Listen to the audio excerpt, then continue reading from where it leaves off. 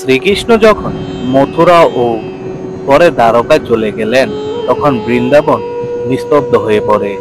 গোপীরা কেঁদে ভেসে গেল, কিন্তু রাধারানী ভেতরে ভেতরে নিজের সমস্ত বেদনা লুকিয়ে রাখলেন।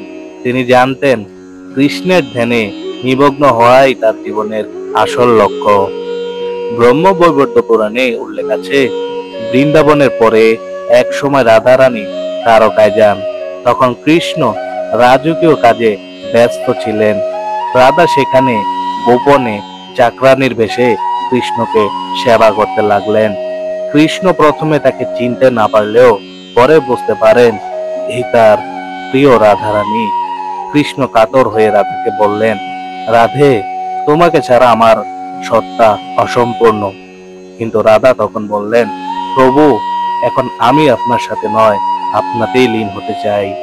লোককথায় আছে, রাধা রানী কৃষ্ণের কোলে মাথা রেখে তার বাঁশির সুর শুনতে শুনতে দেহ ত্যাগ করেন।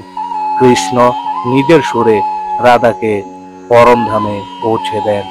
তখন রাধা রানীর মৃত্যুর পথে কৃষ্ণের চোখে অশ্রু ঝরে। কারণ এই ছিল এই জগতে তাদের এটাই শেষ মিলন। কিছু শাস্ত্রে বলা হয়, রাধা আসলে লক্ষ্মীজির অবতার, তাই তার মৃত্যুকে সাধারণ মৃত্যু বলা যায় না। তিনি কৃষ্ণের মধ্যেই লীন হয়ে গিয়েছিলেন, যেমন নদী সমুদ্রে মিলিয়ে যায়। অর্থাৎ রাধার মৃত্যু আসলে ছিল তার চিরন্তন প্রেমের পরিপূর্ণতা। রাধা রানীর মৃত্যুর কাহিনী শুনলে মনে হয় প্রেম মানে শুধু দেহের নয়, আত্মারই মিলন। তাই বৃন্দাবনের প্রতিটি কুঞ্জে, প্রতিটি কোনায় কোনায় এখনো রাধা কৃষ্ণের প্রেম ধ্বনিত হয়।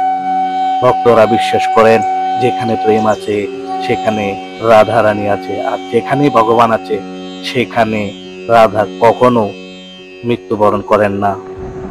বন্ধুরা, এইভাবেই রাধা রানীর মৃত্যুর কাহিনী আমাদের শেখায় সত্যিকারের প্রেম চিরন্তন।